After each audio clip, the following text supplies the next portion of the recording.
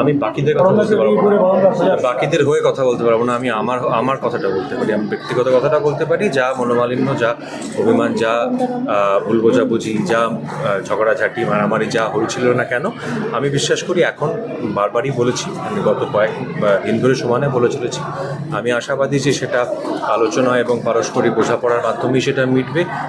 আমি আর আইনি পদ্ধতিতে বা আইনি পন্থায় এই মুহূর্তে নেই এবং আমি আইনি পন্থায় আগামীতেও থাকবো না। আমি মনে করি যে আমাদের মধ্যে এটা একটা বৃহত্তর পরিবারের মধ্যে এই ধরনের সংঘাত করতে পারে এবং সেটা আলোচনা আলাপের মাধ্যমেই সেটা সমাধান হবে। এটা গেল হচ্ছে আমার ব্যক্তিগত মতামত অ্যাবাউট দ্য মনোমালিন্য পার্ট। এবার হচ্ছে ফেস্টিভ্যাল।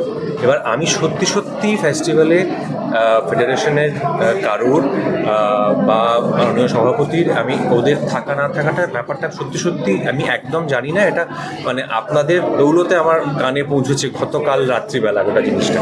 এর বাইরে আমি সত্যি সত্যি আমি ব্যাপারটা সম্বন্ধে একেবারেই অবহিত নই। আমাকে ইনফরমেশন কালচারাল অ্যাফেয়ার্স ডিপার্টমেন্ট থেকে আমাকে অনুষ্ঠানটি সঞ্চালনা করতে বলা হয়েছিল, যেটা আমি মনে করি আমার জন্য একটা বড় সম্মান। আমি বহু বছর ধরে এই কাজটি করছি। মানে ইউজুয়ালি এটা যিশু, জুন আর আমার মধ্যেই থাকে এই সঞ্চালনার দায়িত্বটা।